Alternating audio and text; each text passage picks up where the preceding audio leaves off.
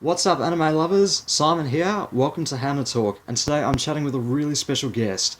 Now, he is an actor who is best known to many anime fans in the Dragon Ball universe as the voice of Hercule and King Yemma, but he's also best known for that.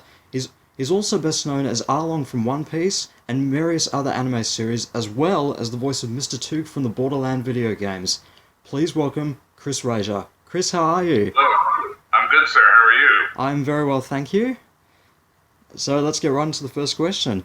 How did you get started as an actor? It's not a really crazy elaborate story. I've been going to acting school. So yeah, no, I was going to college. I'd done a few plays there. I decided that I really wanted to be an actor. It was something I felt I was good at. I had some improv skills. I was really into improv and doing improv games. Started my own improv troupe. And then I went to an acting school where I met a bunch of people, and then through some networking and this and that, a buddy of mine, Mike McFarland, who you might know as Master Roshi, among many others, said, hey, these guys out in Fort Worth, Texas are making these cartoons, and they need some people to do voices. And I was like, okay. So a lot of us went and auditioned, and I got a part. I got Mr. Satan. Mr. Satan Hercule was on the list that day, and I got the part, and been doing it ever since. That was 1999. That's incredible. And was Mr. Satan like the first role that you got into as in anime, like as a full voiceover? Yeah, in any sort of voiceover role at all, Mr. Satan was my very first. And what was it like playing that sort of character for such a long time? It's really been quite an honor to kind of see how it all started and the machines that we used. We used to use these old beta machines that were actually on tape. They would click and whir and go back and forth, and Pro Tools would crash, and to sort of see the advancement of the technology as well as all the people involved, and then to kind of feel your character sort of morph over time. That it maybe became a little more well-rounded. I don't think maybe I did the voice exactly the same way I did in the beginning as I do it now, and it's just been an honor. It's amazing that I'm still playing the same character now 16 years later for myself. So it's been totally awesome. That's fantastic. And when you first played the character for the first time, what was it like when you first played him for the first time? Well, it was an interesting experience. I never really had recorded anime before, so there was a lot of understanding of how it all worked. You have the image and the time code, and so the tape plays, and nowadays we hear it in Japanese. Back in the day, back in the 1999, we didn't hear it in Japanese. In fact, people always used to compliment me. I really like how you kept Mr. Satan true to the Japanese. And I was like, I never heard Japanese. So recently, and apparently that's a different guy from the original guy, because the original Hercule, Mr. Satan, committed suicide in the streets of Nagano, Japan, apparently. So Wow. yeah, a little lore to the Mr. Satan, adding to Mr. Satan lore, as it were. Yeah, really sad to hear that. Apparently, I think the gentleman had some cataracts and worried about not getting parts, and probably some other issues, and maybe I don't know the whole story, but anyway, I'm not trying to bring this interview down by No, that's fine. This is really interesting. This is fantastic. So, just a bit of a fun fact on the character and a bit of background behind it. But like playing the character, when I first thought of the character, when I first saw a picture of Mr. Satan, was on that audition day, and the first thing that popped into my head was wrestlers of the 80s that I grew up watching. I don't know if you guys know Australia got a lot of Hulk Hogan and Randy Macho Man Savage and those guys. I hope you did. Yep, we do. We do. Awesome. Well, that was when I saw Hercule. That's what I thought, and so coming from an improv background, came up with a lot of different character voices in my day, and that was something I often impersonated, was Hulk Hogan. And so I threw in a couple other guys, little Jesse the Body Ventura, little Randy Macho Man Savage, and I just kind of mashed them all together and made a voice. That's fantastic. And is that really the same with all the other characters that you voiced in throughout your anime experience, just taking a lot of different inspiration from a lot of different actors and such, and blending them together? Well, the thing about anime too is when you book a part, a lot of the times you don't know what part you booked. So often you're going into Funimation, let's say, and it's the first time you're maybe seeing this character. Or if you did an audition, it was weeks ago.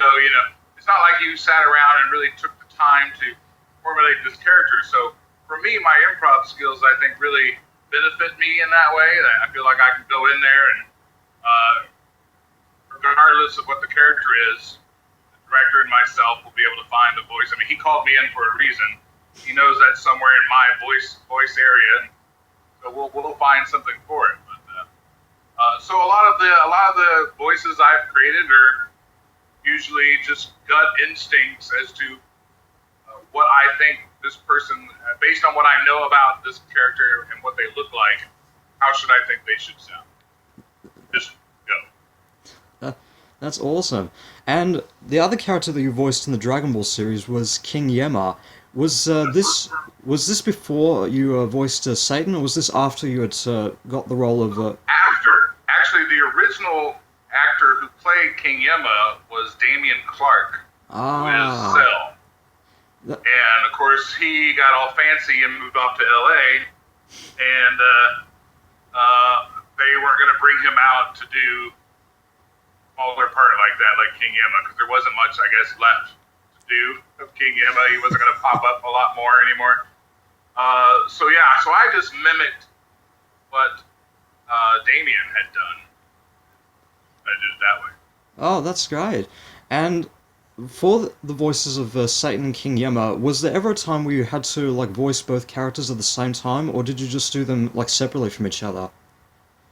I would never have to they never had a conversation with each other. That would have been fun. But I maybe on the same day probably maybe had to do both. Yeah, but we'd go through all the Hercule lines and then we'd go back and do the Yemma lines. That was rare. That probably maybe happened once or twice. Okay. And of course the Dragon Ball series has been so incredibly popular. Has been so popular for many anime fans, including myself. And you played across in not just the anime series, but you also played in the movies and the video games. How different was it doing voice acting in the in the movies of the series compared to doing the anime series? It's not much different. It works the same way. You got the time code. It's just you and a director and a sound engineer, and you do your parts, and then the next actors come in and they do their parts, and then it all gets mixed together. So there's not much different. There is some difference when you're doing the video games, because you're not having to match flaps per se. You're not having to follow the mouth movements, because there aren't any. Or if they are, they're going to make those mouth movements based on what you used to. But in the anime ones, that is different because you're not necessarily matching flaps, but you're matching a time. So the length of the Japanese actor's line needs to match the length of my line. So you're really matching the length of the sound recording itself as opposed to matching flaps. Was there ever a moment where you did get to interact with the other cast members? Yeah. Unfortunately, anime doesn't, because everyone has to match mouth flaps, and you need to take a few takes just to get one line. Fortunately, it's not efficient to have all the actors there to play off each other. I would love to do something like that in the future, but this is not the way we do it. It's the way they do it in Japan too. I mean, they make the cartoon, and then actors come in individually, record. They do it just like we do. And the animation is done first, the voices are done second. Wow. Did you ever get to interact with any of the cast members outside of the studio? Oh, sure. I mean, a lot of them are good friends of mine. I've known Mike McFarlane, like I said, Master Roshi, for many, many years. We used to work at a restaurant together called Dick's Last Resort in Dallas, Texas, where the servers treat you very rudely, and that was a lot of fun. And, I'm friends with a lot of the people. Chris Sabat, Eric Vale, Kali Bear. I just listed a bunch of guys. We got who are Colleen and Monica Rial. And, we see each other. Here's the funny thing about being a voice actor is you never see anybody while you're recording. You see them at, conventions. So we all end up touching base and getting to hang out with each other in another state more often than here where we recorded. Well, that's good though, and of course, now the series that everyone has been getting quite a lot of negative reviews from the past was Dragon Ball GT, where that hasn't been the very most popular series, and Chris Sabat even went as far as to say that it's no longer canon in the Dragon Ball universe. He's right. It's no longer Dragon Ball canon. It is gone because now with all the new series, and the new movies, which take place right after the Buu saga, the new series is taking place right after those movies. I always attributed it is that Hercule isn't bald, so I hated the fact they made him bald in GT. I thought he looked really stupid, and I wasn't in GT very much. I do remember one day going up and Sabbath did the theme song to that, that step into the GT. Yes. Step into the GT. I remember I was one of the guys who sang that. Wow. So did you also get the chance to do any other musical work in any of the anime series you've done? I think I rapped a little bit in one anime series, and you mad at me because I can't remember what it is. It's not Heaven's Lost Property. It's I'd have to look it up, man. No, really would. Or ask me. My buddy Tyson was also in that scene. Tyson Reinhardt, and he wouldn't remember, but I can't. There's so many. But yeah, I did do a rap. We were like a little crew of guys, and I was kind of this big, bald, heavy guy. They always make me big. I'm always the big guy. But I did get to rap. And I think I did a pretty good job. I felt good about it. Rap's awesome. Now, the other series that you were also best known for was playing Arlong from the One Piece series, which was taken over by Funimation after the 4Kids version. Did you ever get the chance to see? Oh God! Did you ever get the chance to see the 4Kids version? I've seen some clips of what they had to edit out and stuff, and thought, well, they just were up against too much. I felt bad for them, honestly. Just because what they were trying to do with it, One Piece wasn't the show to do that with. Because it's a little risque at times. So yeah, we were happy to get our hands on it, and I was happy to play a villain, although the director never told me that I killed, or is it Nami? Kami? Is it Kami? Belmira, I think it was, Nami's mother, but played by Cynthia Nami, Krantz. yeah, I killed Nami's mother. They didn't tell me that I murdered Nami's mother in front of her until we got to that scene. I was like, holy crap, guys. I would have played this guy maybe a lot meaner. Not that I didn't play him mean or something, but I don't know, just that moment struck me. I was bothered by that. At that moment, I didn't necessarily like being Arlong anymore. But I liked playing the character very much. It's just in that moment, I was like, damn, why do I have to be this guy? But how different did it feel, of course, like playing a hero character in the Dragon Ball series to playing a villain in the One Piece series? Well, I don't know if I'd go and say Mr. Satan was a hero. In the end, he is. As the story arcs, he ends up a hero, but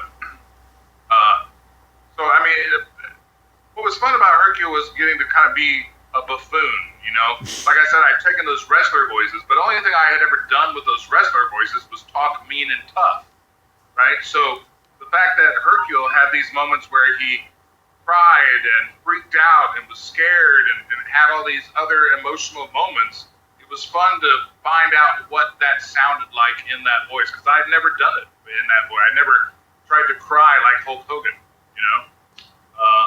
So it was kind of fun to find out what noises, what sounds came out, and then going over to like the villain part. I don't know. There's just nothing more fun than playing somebody bad. I think, unless they murder someone's mother in front of them, and then have second thoughts. But like right now, I have a new video game coming out here. It's supposed to be February. I think it's been pushed to May. Like Gearbox, called Battleborn. I played the lead villain in that called Lothar Rindane, and he was quite a lot of fun to play because he's just so unforgiving and awful, and like funny at the same time in a way. So, but I don't know, villains, heroes, they're all fun to play for their own different reasons, but I think I prefer villains. Right. And of course, talking about the new character in the video game that you had just mentioned, tell me just a little bit about the character without getting into any spoilers about the game. How did it come about? Well, I don't think I could say too many spoilers. There's lots of reviews and stuff online. You can see some pre-plays of it and stuff from E3 and things like that. But the game is a sort of what I would say like a first-person RPG. It's a lot like Borderlands in a way, but faster and more intense. I think like where in Borderlands your skill tree accumulated over the game. In this, your skill tree can accumulate over a mission. So as opposed to like 4 or 5 hours, you're building your skill tree. You can build it in 30 minutes based on that mission. But playing the villain in this was, man, it was just so much fun. So much fun to kind of, go there and find these ways to make this guy hateable. I want people to hate him. I hope they do. I'm certainly looking forward to the game. It's coming out in February? I think it was designated for February. I think it's been pushed to May. Okay. Well, definitely looking forward to like seeing the game in its full entirety.